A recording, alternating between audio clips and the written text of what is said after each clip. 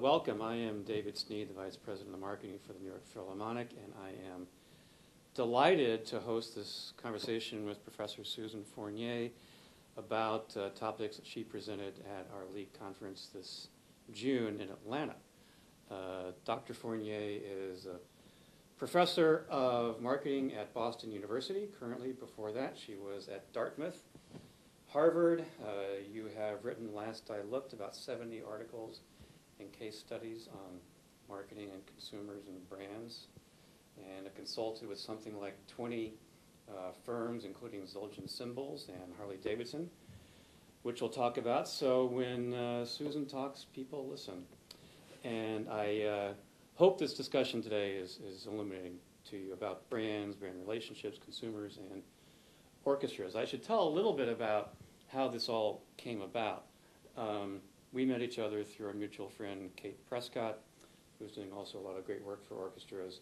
And I read an article you wrote about Harley-Davidson in the Harvard Business Review in 2009, I think it was, more or less correct. And that was about Harley's brand community. And I read it and just immediately thought, this has a lot to do with orchestras, actually. Orchestras could learn a lot from Harley-Davidson.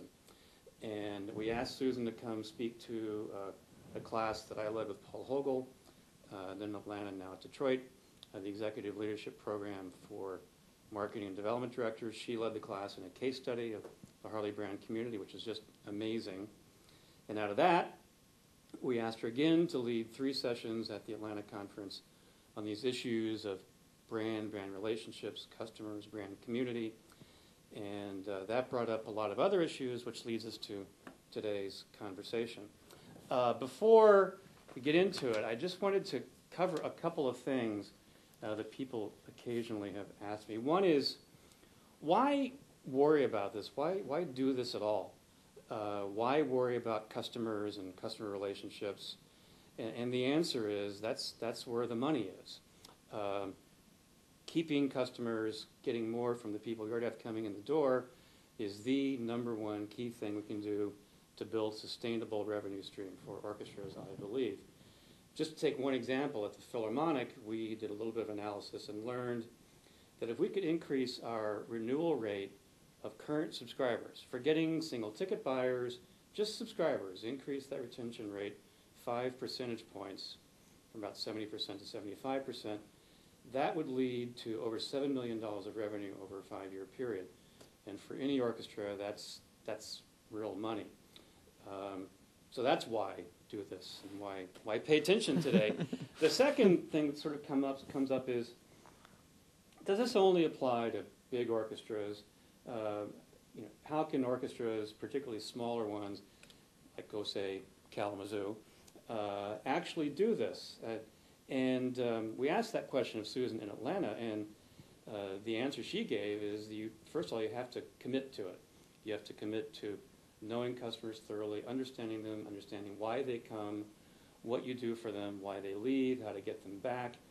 And for anyone who says, oh, I don't have the money or the time for that in my small orchestra, I just ask, how can you not run your business without knowing these things? And there was an article in the Wall Street Journal, August 18th, that gave the kind of revealing statistic, I think, that talking about museums, this article says, and I quote, "Even with today's tighter budgets, many museums dedicate 10% of their operating budgets, not their marketing budgets, not their ticket revenue, but their total operating budgets, to research and knowing customers." So museums can do this in hard times. That's an example that I think could be followed. So with that, let's move into a discussion about brands, brand relationships, and customers. And kind of just to get the ball rolling, I just wanted to share this quote. As I mentioned, Kate Prescott is working on a research project for a number of large orchestras, and part of the research is asking customers about how they feel about their local orchestra and to describe the relationship. So this was one response about a major brand name, household name orchestra, and this customer said, well, I would say the orchestra is reminiscent of my first wife. Beautiful but haughty. does what she pleases with no regard for my opinion, and freely spends my money without asking. So that's one customer talking about how they feel about their really, really good orchestra. And I guess I'd just like to start by, when you hear a comment like that, just in your background and how you look at these things, how do you react? What does it say? The first thing that comes to my mind when I hear that quote is, thank goodness for the relationship metaphor. To me, that provides invaluable insight about the customers that you have, or in this case, potentially may not have much longer. Because it says, reminiscent of my first wife. So it suggests that this is a divorced relationship. Or that that they're headed this way. Yeah.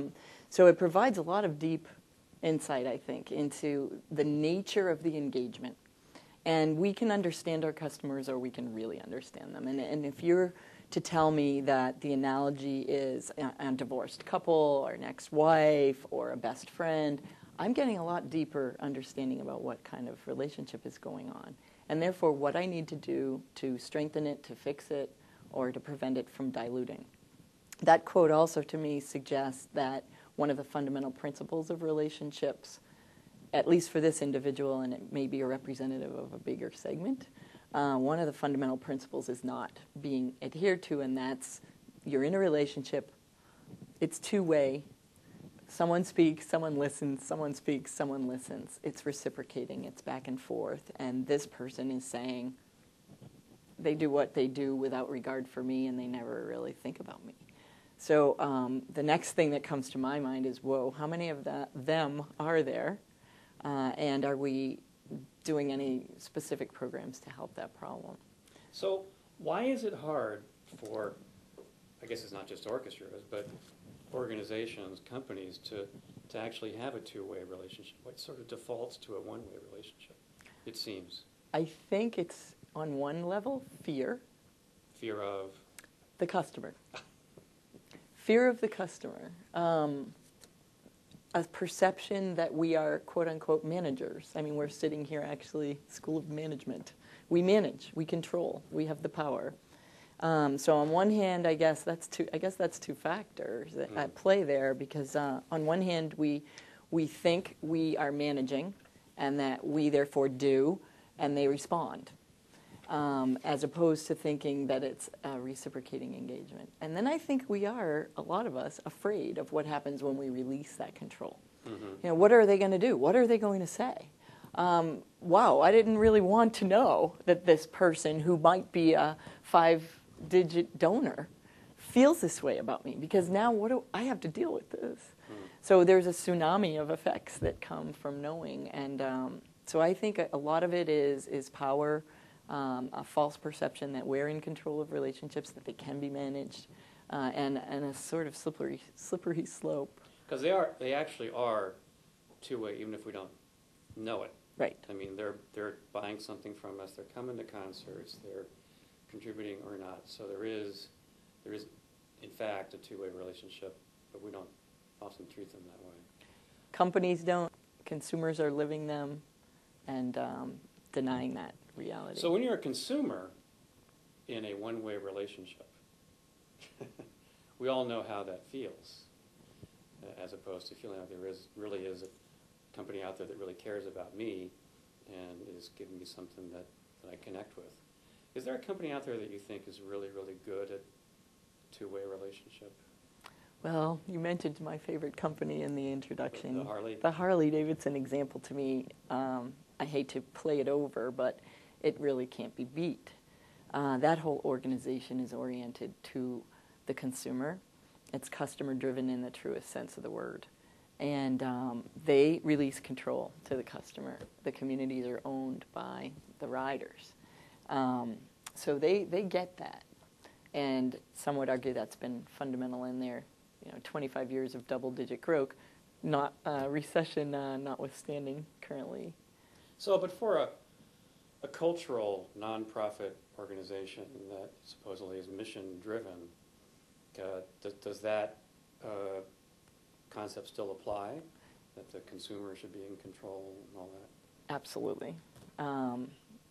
It's still a business that needs revenue that needs to sustain itself to be a viable business model. It still has a brand that has meaning or doesn't have meaning, that has resonance or doesn't have resonance, that needs to be invested in.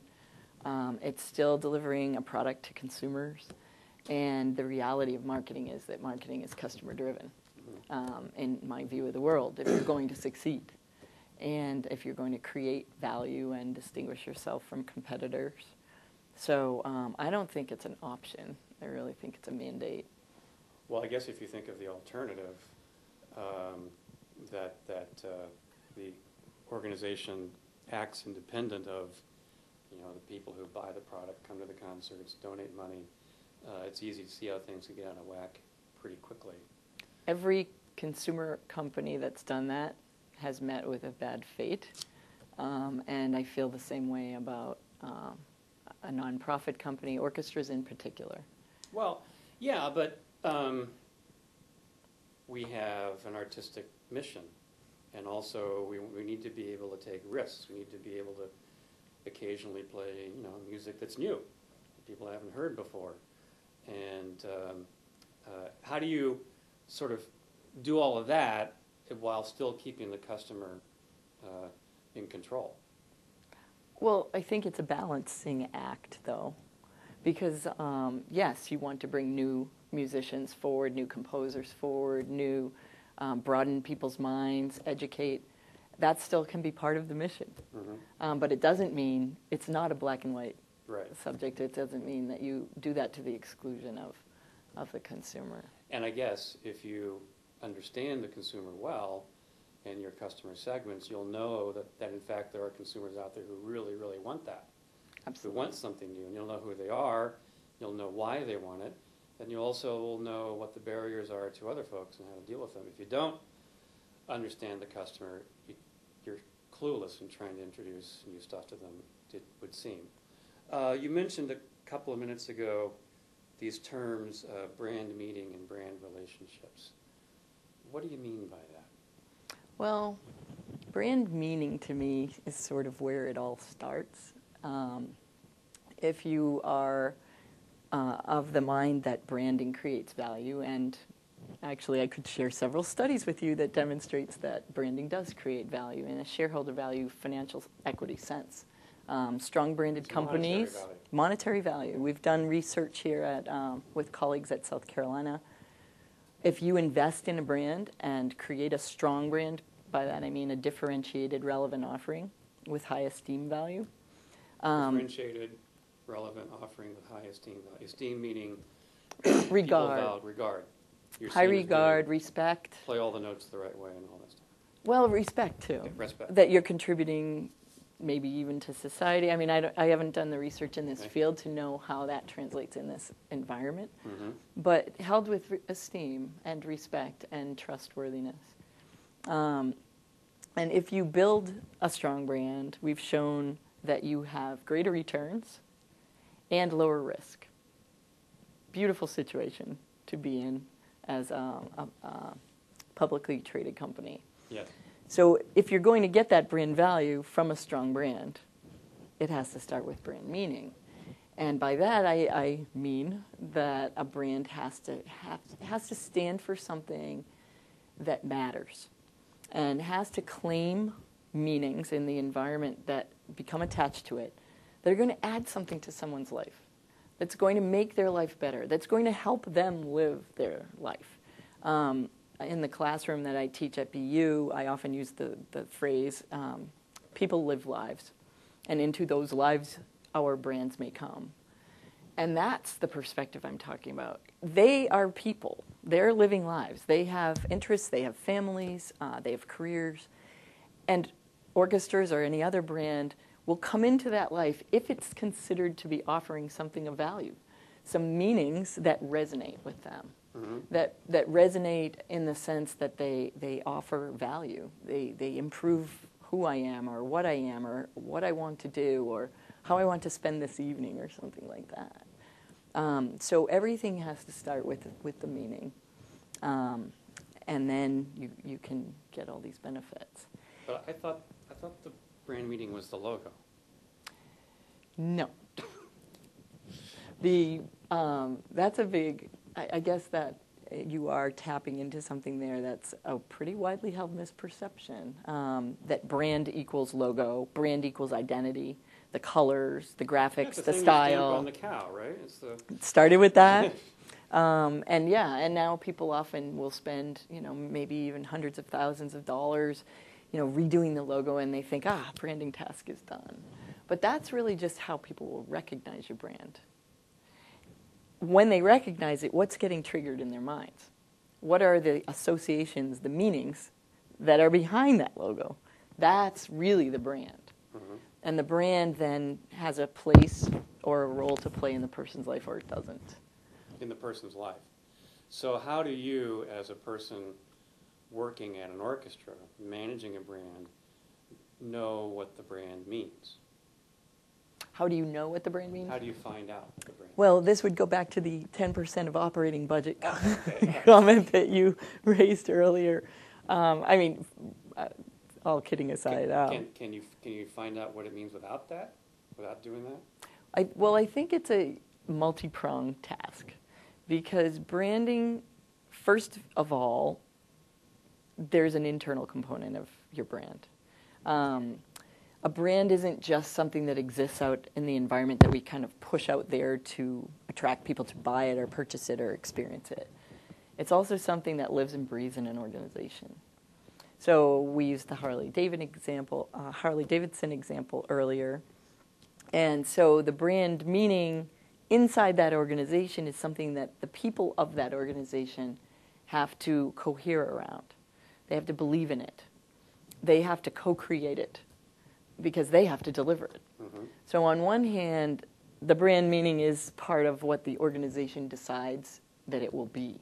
Okay. And then they design business models and create systems and structures to make that happen.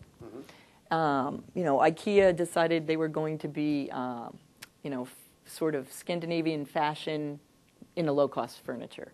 Well, they had to set up a whole business model to pull that off, including how they were going to package, how they were going to lay things flat, how they weren't going to have customer service, et cetera, et cetera, et cetera. So the whole organization has to be behind it. So the meaning has to be literally supported by the whole business. But then there's the brand meaning that then exists out there in the culture, circulating through the culture, if you will, on sort of the waves of culture, written up in the New York Times when someone writes an article about a new piece or a new series that you may be running, but also inside the head of a listener, a participant, supporter. The meaning exists there too. Mm-hmm. So that isn't something we tell them what it means. Mm-hmm. They decide what it means to them. So it's a very long answer to your... So the consumer decides what the brand means to them. Ultimately. Yeah. And the organization needs to sort of be in touch with that, I would think. Yes. Okay. Because that's what they're, in the end of the day, selling. So would it be fair to say the meaning of the brand resides in the mind of the consumer? Yes. Okay. Now then you talked about brand resonance. What is that? It's a beautiful word, isn't it? Resonance. Particularly for an orchestra.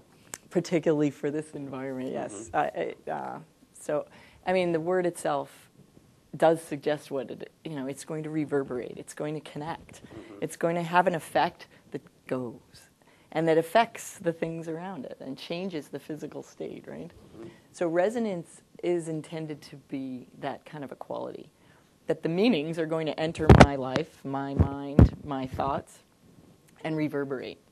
So there's the personal resonance side to that whatever those meanings are, they matter to me and the person I want to be or the life I want to live. So those meanings for Orchestra X, the perception, the brand meaning for Kalamazoo, that means something to the people in Kalamazoo, and those have to resonate. Yeah. As opposed to being, you mean something to me, but I don't care about it. Right. Okay. Right. It matters to me. Right.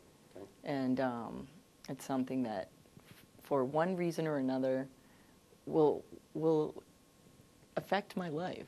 Mm-hmm. Okay. And the way I live and who I am. And then there's also cultural resonance. And this is, I think, a big issue for orchestras. 1700s orchestras had a different kind of cultural resonance than they do perhaps today. Just the meaning in the culture of orchestra and symphony and the way symphonies were part of people's lives, and literally in their living rooms people were having smaller scale performances. We're not really doing that anymore. So in the broader culture, there's also resonance. Is what you're offering kind of in the broader scheme of things part of what the newspaper page is for today's society. And then there's organizational resonance too, I believe, and that's referring to what we talked about earlier. Organizational resonance is, can the organization pull off these meanings? Do they have all those systems set up? Is everyone attuned to the same meaning? Do they all hold it in their heart and use it to make decisions? Is there someone in charge making sure you understand that meaning? Does the meaning take preeminence in all of the things that the organization does?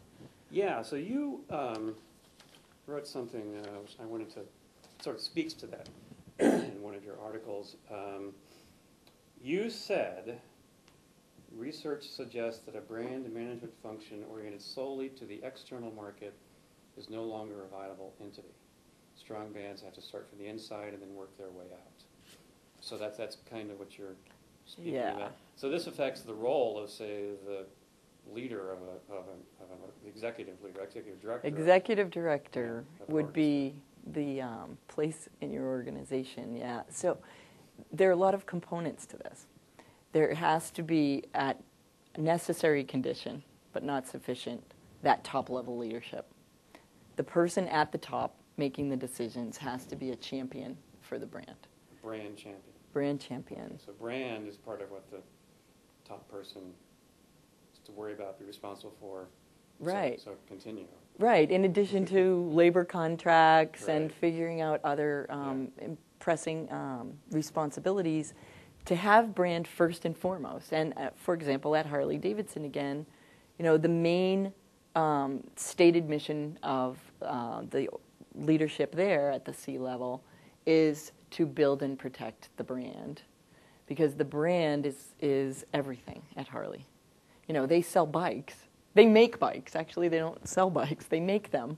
Someone else sells them for them. But what they're really selling is, masculinity and freedom and a kind of experience. And it's all about protecting that. So right from the C level, they have to believe that this is the most important thing. This is what we're investing in. They affect the way resources will be allocated, how decisions will be made. So that's critical. But then you also have to have everyone else, almost literally from the secretary, all the way back up, including all of the people who co-create this brand experience. Everyone has to understand the brand and know what it is. Hiring systems should be organized around this. Evaluation systems should be organized. How has what you've done this year strengthened our brand or improved our brand, or maybe not? So hiring, evaluation, training programs, champions, and beyond the champions, other people who are serving as opinion leaders in support of that whole mission. So it's a whole orchestrated environment where people understand that this is important, they know what it is, and they know what to do about it. Yeah, so looking for that. You were saying that strong bands require strong internal processes, structures, and systems such that fulfillment of the brand promise in the marketplace is guaranteed. The brand promise meaning? The brand meaning. The brand meaning, right. For a brand to capture value from the marketplace, all employees, from the receptionist to the CEO, must understand the brand intimately. Extraction of value from the brand, meaning money, also requires that all employees live the brand and reflect the external brand promise through the behaviors they enact on the brand's behalf. So what does living the brand mean? Well, in a service organization, for example, you could see how you can act as a customer-facing representative, you can act in concert with the brand or not. Are you expressing the same values? So, for example, some people might use an example of Southwest Airlines. You know, at one point, they had a promise about a very different kind of experience that you were going to have. And they had very Herb Kelleher, crazy, you know, different personality, different business model.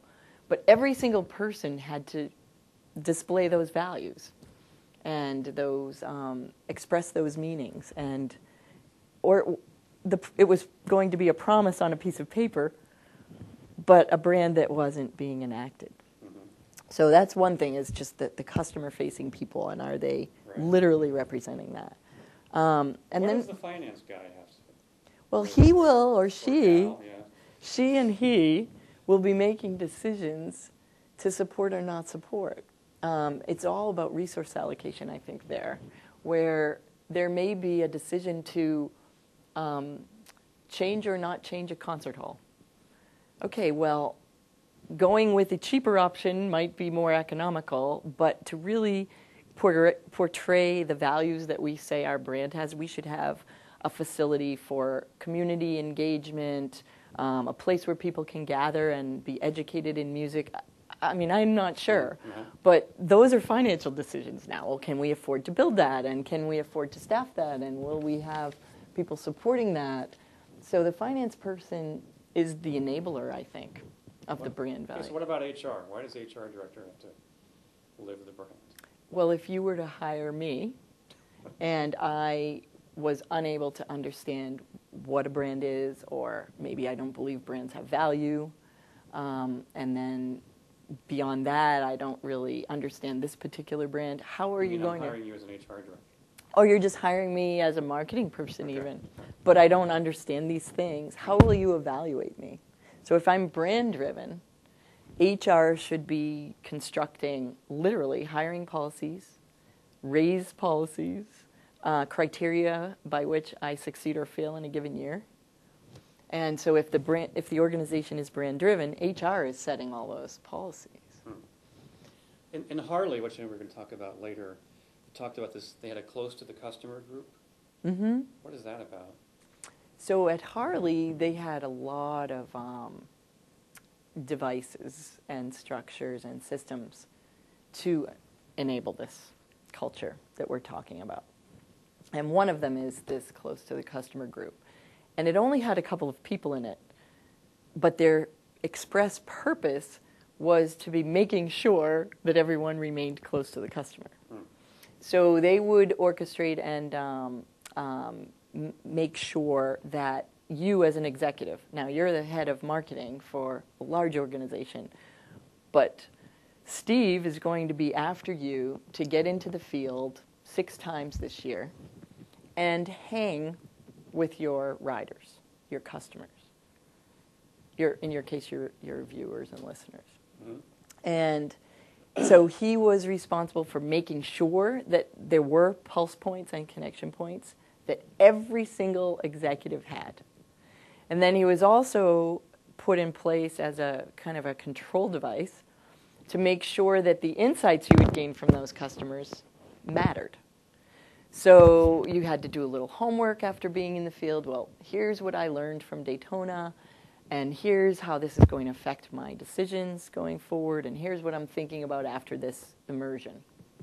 And then similarly in a given meeting, to make sure that the customer was front and center, and that those insights were being leveraged. So who had to do this? Who had to?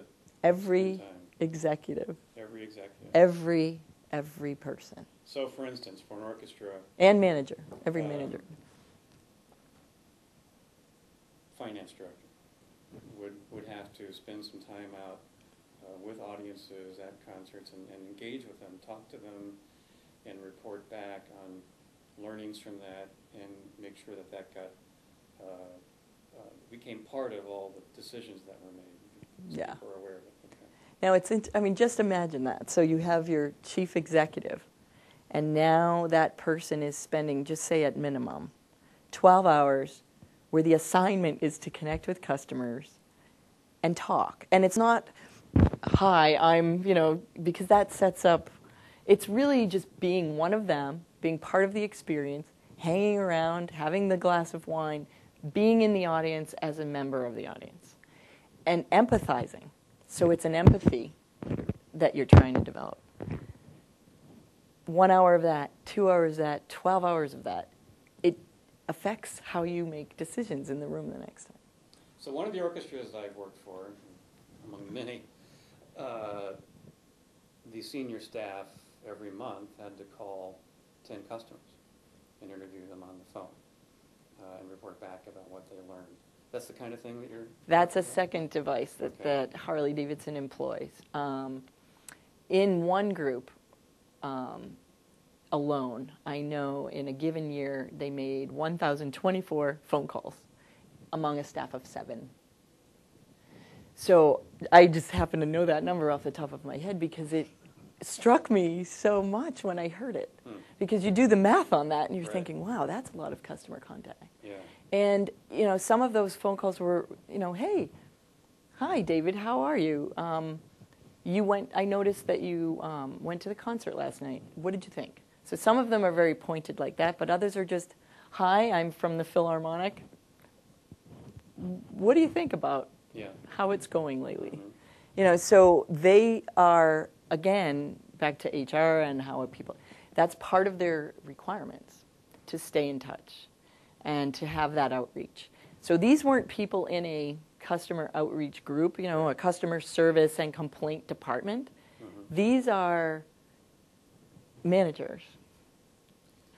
And if in those calls someone tells you, well, you're like my first wife, then pay attention. I wanted to move on to talking about customer relationship management in particular. What do you mean by customer relationship? And you've talked before in the sessions you gave at the conference about how you know whether or not you have a relationship with a customer or not. So one of the ways to answer that question is sort of to say how companies maybe currently think about it. We did a survey, several hundred Fortune 500 companies. How do you know if you have a relationship with your customer? And the answers I thought were very telling. Most common answer was, well, I know because they buy my product a lot. They make multiple purchases with my firm. Others might say, well, they've made purchases for several years, so it's kind of a timeline thing. Mm-hmm.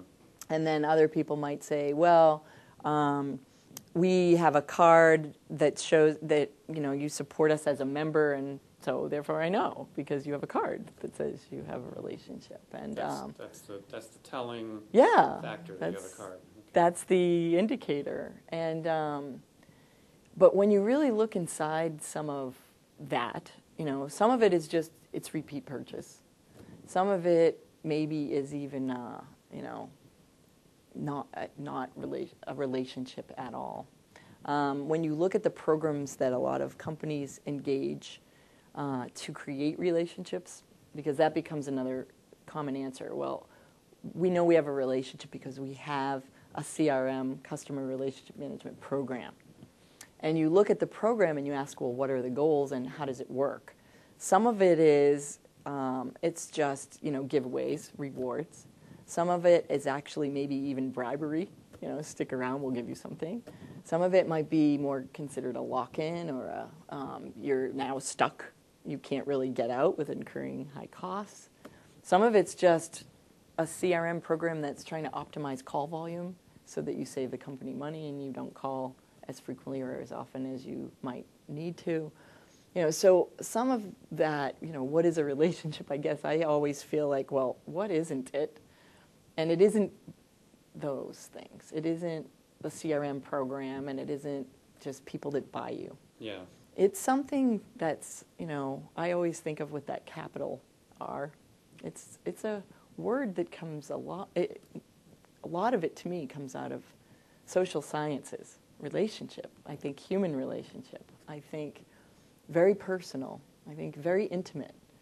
Two parties that are known to each other, that engage repeatedly over time, back to in a reciprocating way, in an interactive way.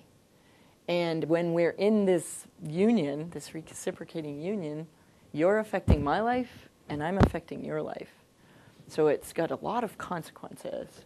So it's a purposive, longer term, repeated engagement that goes on.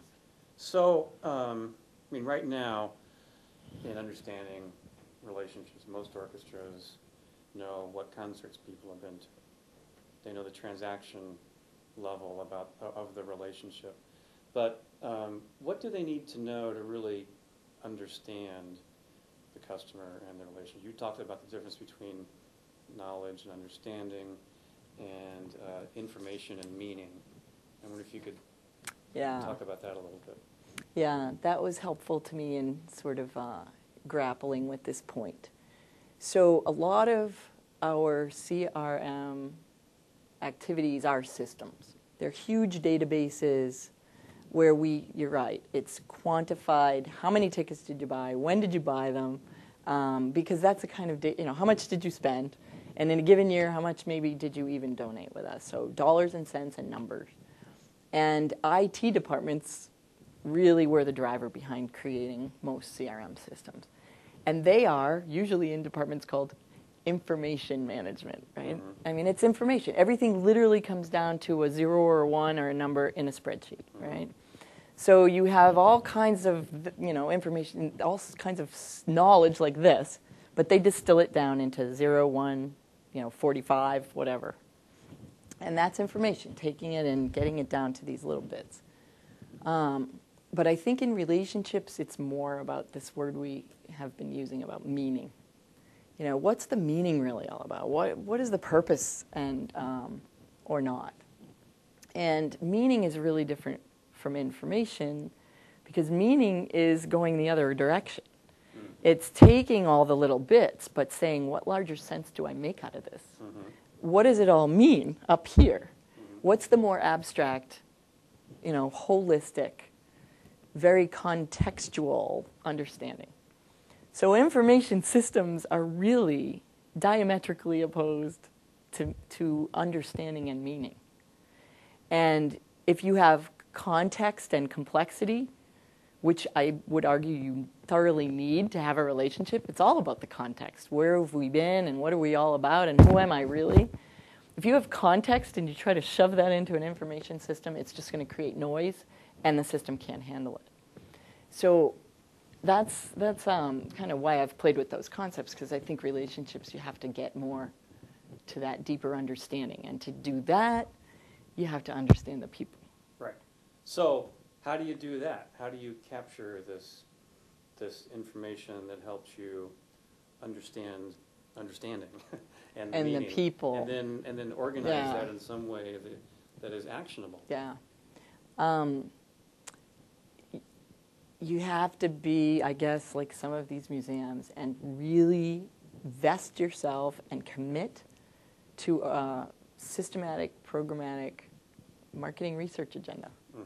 I mean, if you're going to understand your customer, you have to get in there and understand them.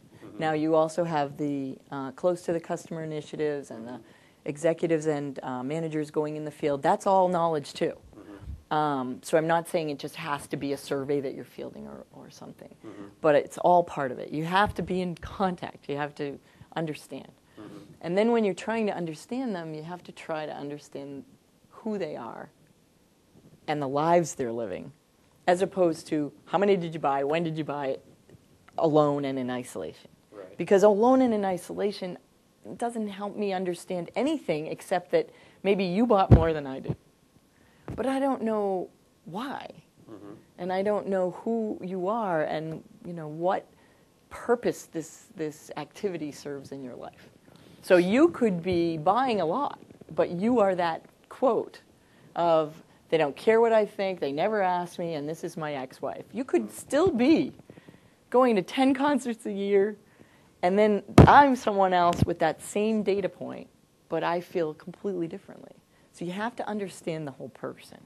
So, the New York Philharmonic, we have 30,000 subscribers. That sounds like a daunting task to really understand all 30,000. perhaps a smaller orchestra, this would be easier, where you really are much closer to the customers. And although I understand, they have smaller staffs, as you said, it's a matter of prioritization and spending time on it and all of that.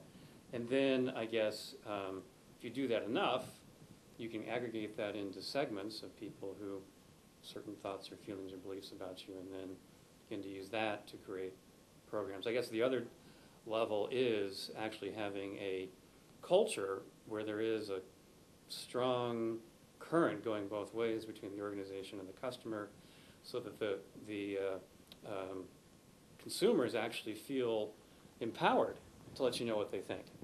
Yeah. Quite often, we don't actually let them know that there's a way for them to to tell us what's on their mind. Yeah. So part of it might be setting up some kind of system. Of course, today with the web, it's very easy on an ongoing basis for people to actually tell you what's on their mind, and then somebody's got to read all that, and when there's a problem, act on it. Yeah, it's so much easier Yeah. in the last several years. Yeah. Blogs, web pages, of not the company corporate web page type, but interactive, two-way. That technology has come tremendously far. But I'd like to bring up one point. You mentioned 30,000. Yeah. Harley-Davidson has 1.2 million members in their so-called community. Mm-hmm.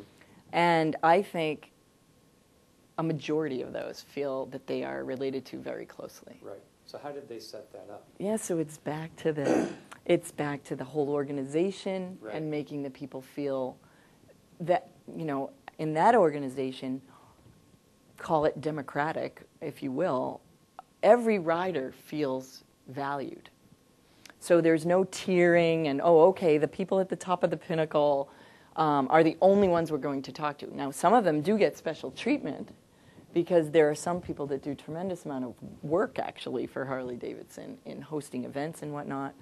But everyone on the pyramid gets something, and they're all getting attended to, and volunteers are getting rewarded. And so it's the internal culture, it's all of the programs, and the interaction and the feedback two-way that helps people feel that they understand the customer. And you know that about Harley before you even buy the bike. You understand that about their brand, that it's even when you walk in the showroom, you know that this is a place, if I buy this bike, where there is going to be a true two-way relationship. It really is a core part of people believe about Harley, and then they've really created it over time. Yeah. I thought, you told a story about Peapod, and was her name Betty? I'm trying to Brenda. Brenda, thank you. And how Peapod was acting one way towards her to correct a problem they thought she had, but she actually had a totally different one. Yeah. This gets to why you really have to understand the customer. Yeah. Can you just recite that? Sure. I mean, it is a great little tale. So Brenda, they had this CRM, database. So in the database, she's buying a lot of groceries. She's buying them more frequently. She's buying bigger baskets. She's looking wonderful. And so they really thought they knew her. And they were playing their little economics game, because the whole idea in a lot of CRM systems is to optimize the dollar, how much do we spend on the relationship and how much do we get back. So they wanted to transition her to cheaper delivery mechanisms, because that was going to increase her lifetime value. Mm-hmm. Well, they didn't think at all about who Brenda was. And in fact, Brenda, when you start using this system, there's a lot of interaction with the company. There was also computer interface, so a lot of the information is getting stored. There were phone calls. She's online. She's on the phone. We should say Peapod is what? It's an internet-based grocery service. Okay. Delivery service. All right. So and there's a huge learning curve. How do I do this, and how do I set this up? Do I create lists? How do I figure this out? So there's a 3-month period where you're interacting with the company a lot. And then you also don't know, can I trust them to buy my avocados? When they pick the avocados, are they going to pick so you're calling to set up personal profiles. Here's how I like my bananas. I mean, this sounds silly, but this is what goes on. And So they had a lot of information about her, and she was also ecstatic about Peapod. Her life was totally on that potentially falling apart at any moment kind of a segment. You know, full-time working woman, child with disabilities, double career family, plus she was going to school at night, health issues, everything. And so in interchanges, those things became very known. And we did some research where we just asked people, well, what does Peapod mean to you? Mm-hmm. And she provided us with pictures. Here's what Peapod means to me. I mean, it took her 2 seconds to do this. And her pictures were really beautiful. There was one picture of a waiter balancing multiple trays who looks like he's going to topple. And she said, you know, that's me, that's my life. And every minute it was out of balance. And now with Peapod, you know, I'm in more balance. And she brought in pictures of just balance and how she was literally able to live her life with this silly little, you know, thanks to Peapod. Peapod, okay? So they ignore all this data. They don't even know about this data. They are looking at the numbers. And so the brand meaning of Peapod to her is, this is a company that helps me balance my life. And save me. She brought in another photo of a woman, a cartoonish woman, adrift at sea with a life preserver and her hand up. And so it literally was a savior. So none of this shows up in the CRM, customer relationship management system. No, they see $98, $124, 3-week interval, sent her a promotion, didn't respond. Okay. But there was no field for how did she feel about us? No. Okay. There were no questions asked even about what is she buying? How does this fit into her life? Mm-hmm. Why is she a Peapod customer? Mm. So they, when she places her order one day, 3 months in, when she is literally hooked, and now she's also an advocate, she's signed on at least 20 other people, because every day at work, you have to have Peapod, you have to have Peapod. So one day she goes to put in her order, and it won't take it, it won't take it, it won't take it.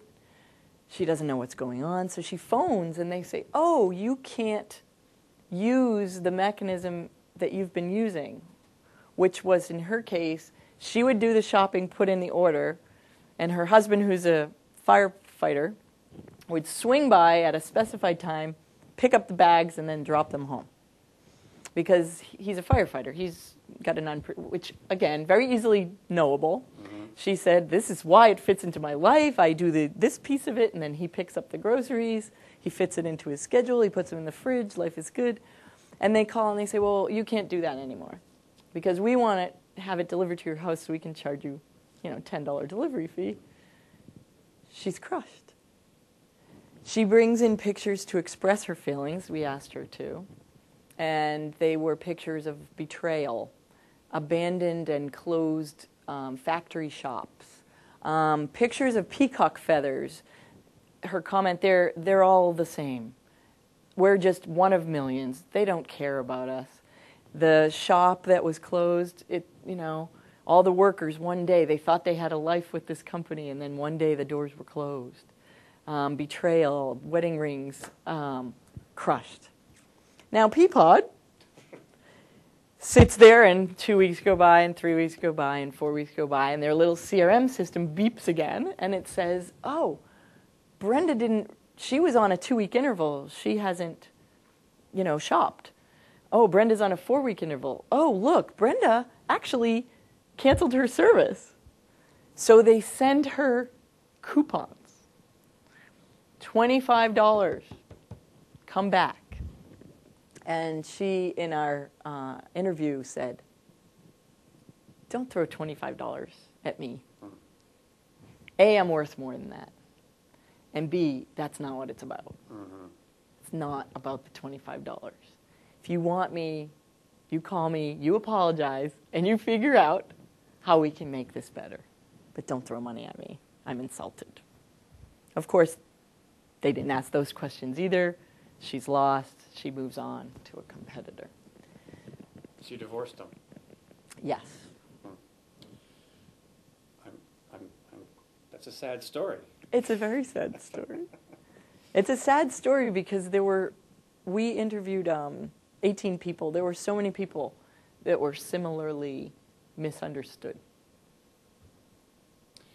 So just to connect the dots here, as if they need to, if orchestras took the time to understand their customers, what their problems were, they could avoid some of the divorces they're currently experiencing. Yeah, I think that Would you characterize her relationship with Peapod as a marriage? Hers was hers was a dependency. It was really a dependency, and hence the really dramatic, withdrawal symptoms. What do you mean you took it away? I mean, she was literally adrift with the life preserver, and they took away the life preserver. So I think it wasn't really just a marriage. I mean, that's, I know you, I trust you, I think it was more dependency. That you're there for me, and I trust that you're there. And then they weren't. In the session, you talked about different models for relationships, with a friend, marriage, etc. Can you talk about those and how a company uses them? Yeah, I think that becomes one of the really powerful ideas in CRM that is not included in most applications. They think you have a relationship or you don't. Even in your world, single ticket buyer, buyer. Mm-hmm. Or maybe you have a heavier relationship or you don't. But really what matters is what kind of a relationship do you have. So is it a dependency? Is it a marriage? Is it a fling? Is it a secret affair? Is it a friendship? Those are all really different kinds of relationships. Can you explain that a little bit? Like, what's the difference between a fling and a secret affair and a friendship? Well, because I don't know. I mean, the thing is that relationships do have different rules. If you are in a best friendship compared to being in a marriage, there are different rules. Friendship is really a lot about don't violate the intimacy I'm going to share with you. And marriage is more about maybe commitment and fidelity and things along those lines. Flings, it's all about passion. So they're different in what is the one thing that really is the deal breaker, I think. And if you just push the metaphor a little bit, if you are managing dependencies, the key thing is you can't cut the supply. Well, they cut the supply on Brenda. Mm-hmm. If you're managing a friendship, you can't violate intimacy. So many companies build CRM systems and then they abuse the information they have when they're trying to build a friendship. That'll kill it. Because the customer realizes they know too much about me? Yes. Yes. So, for instance, how do you operationalize that? You talked about it in the Frito-Lay environment. Like, how does it affect how Frito-Lay markets Cheetos versus Bugles or something? So, I mean, it goes back partly to the research. What kinds of relationships do people have? Mm-hmm. What if you did a study and you learned that 40% of the orchestra attendees at a given time period were in ex-spousal divorce relationships, and 20%, with you, yes. Or that 20% were feeling that there was an adversarial something going on, like we all do with airlines, right? Yes. Or I mean, it could be in this environment too. It's somewhat adversarial in the sense that they don't care about me. So 1 minute. So part of it is figuring out what the kinds are. And then it's figuring out, if we want to manage those, what are the communications we would do? What are the types of programs or promotions we would do? What's the type of content that might be more and less relevant? Mm-hmm. That might even vary, the product itself. So how they decided they wanted to be a friend, mm-hmm. right? How do they operationalize that? One of the things they did, and it took a long time, was to create a list of rules. I don't know, I think there are 24 rules. If we are creating friendships, here are the 24 things we will do or won't do, the do's and don'ts. And the head of Hog had that folded up in little tiny pieces that he could fit in his wallet, And he literally carried that everywhere he went. And he might be in a meeting and he'd open up and say, oh, we can't do that. That violates rule number 18. So they codified it, and then they used it. But they started out by saying either what kind of relationship do we have or what kind do we want to have. So that's a really powerful direction, I think, for CRM. To not just know that you have a relationship, but to know what kind. Very good. Well, I guess we're out of time, right? Thank you very much for your time. Thank you for having me. Pleasure.